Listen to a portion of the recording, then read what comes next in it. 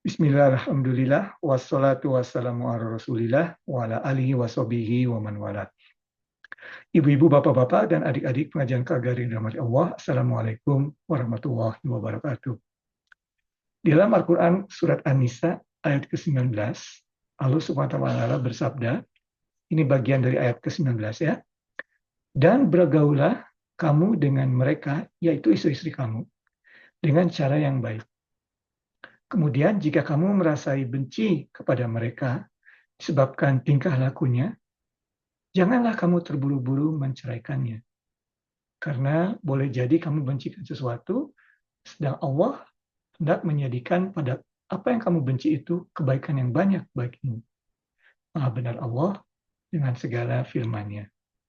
Nah, ibu-ibu, bapak-bapak, dan adik pengajian Kagari yang dirahmati Allah, kita pada kesempatan ini memasuki surat An-Nisa. An-Nisa artinya wanita, ya. Masih di juz yang keempat, tetapi sudah masuk surat An-Nisa. Ya, An-Nisa ini surat yang panjang, 200 ayat kira. Juz 4 sebagian, juz 5 sepenuhnya, dan juga juz 6 sebagian. Ya.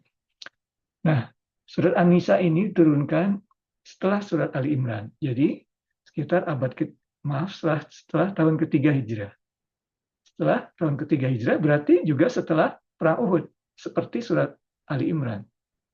Dan perang Uhud ini adalah kekalahan pertama umat Islam setelah hijrah ke Madinah, peperangan di mana umat Islam mengalami kekalahan. Ya, quote-unquote kekalahan. Karena akan kita lihat, walaupun dari satu sisi seperti kalah, tetapi sebetulnya membuka kesempatan lain dalam pembelajaran umat yang masih muda ini, baru umurnya 3 tahun di Madinah ini. Ya. Nah, dengan kekalahan tersebut di perang Uhud, muncul masalah-masalah baru yang harus dihadapi oleh umat Islam di Madinah. Salah satunya adalah banyaknya widows, janda-janda dan orphans, ya, anak-anak yatim.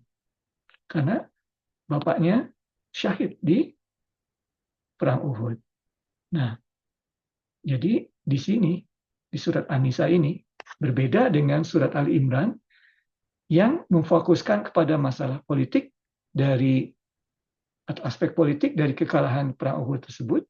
Surat An-Nisa membahas aspek sosial dari akibat kekalahan perang Uhud ini. Banyak janda-janda dan juga banyak anak-anak yatim. Bagaimana mengatasinya?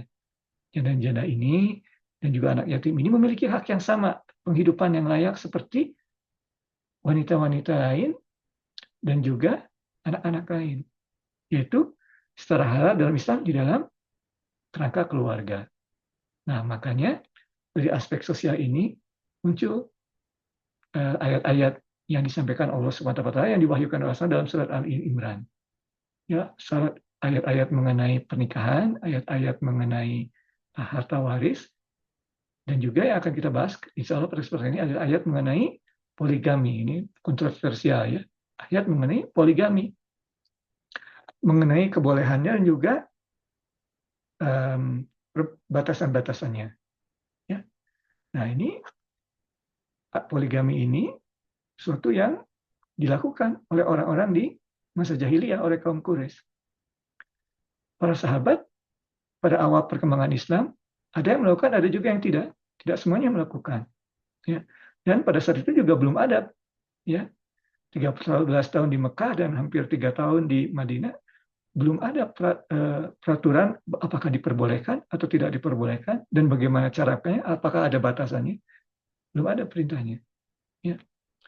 Tapi pada kesempatan ini, setelah perang Uhud ini, di surat An-Nisa, Allah SWT menurunkan ayat poligami. Tujuannya itu tadi, terjadi masalah sosial di mana banyak janda dari para syahid perang Uhud dan juga banyak anak-anak yatim.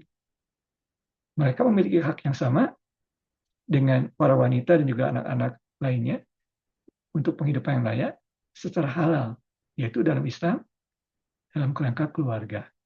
Itulah tujuan dari poligami, ya.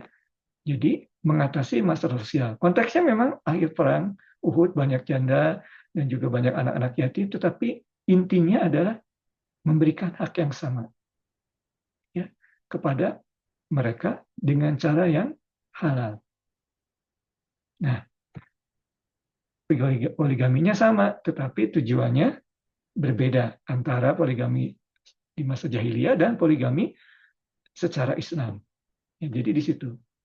Walaupun disebutkan juga dalam ayat sebelumnya bahwasanya kalau tidak mampu adil, maka satu lebih baik. Tidak perlu poligami. Ya. Tapi kalau mampu adil, silakan poligami, karena untuk menolong masalah sosial yang sedang dihadapi, ya pada saat itu banyaknya janda-janda akibat akibat suaminya mati syahid di perang Uhud, tetapi mungkin di masa yang selanjutnya dan masa-masa sekarang dan masa yang akan datang mungkin situasinya berbeda, tapi konteksnya tetap terjadi masa sosial di mana banyak wanita-wanita yang terlantar dan juga anak-anak yang terlantar. Nah, itu tujuan poligami dan juga ada batasannya. Pada saat itu tidak bebas seperti di masa jahiliyah, tapi empat bahasanya. Ya. Disebutkan juga dari ayat tadi bersabar. Ya. Jadi perlakukanlah istri-istrimu itu dengan baik. Kalau mereka ada yang tidak pas kelakuannya, ya, apalagi ini istrinya banyak mungkin, ya poligami, kemudian berbeda culture-nya juga di Madinah dengan di Mekah misalnya. Jadi para muhajirin yang datang ke Madinah mungkin ini kok beda tingkah lakunya ini istrinya. Nah, Allah SWT menyebutkan jangan diceraikan.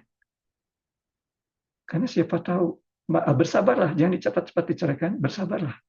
Ya, karena siapa tahu Allah justru akan memberikan sesuatu yang besar bagi kamu dengan kesabaranmu itu. Ya. Demikian ibu-ibu, bapak-bapak, dan adik pengajian KG Rahmati Allah, bahasan kita pada kali ini. Yang benar hanya dari Allah dan Rasulnya, kesalahan dari Irfan sendiri. Maafkan terhadap kesalahan dari Irfan. Wabillahi taufiq wal hidayah. Wassalamualaikum warahmatullahi wabarakatuh.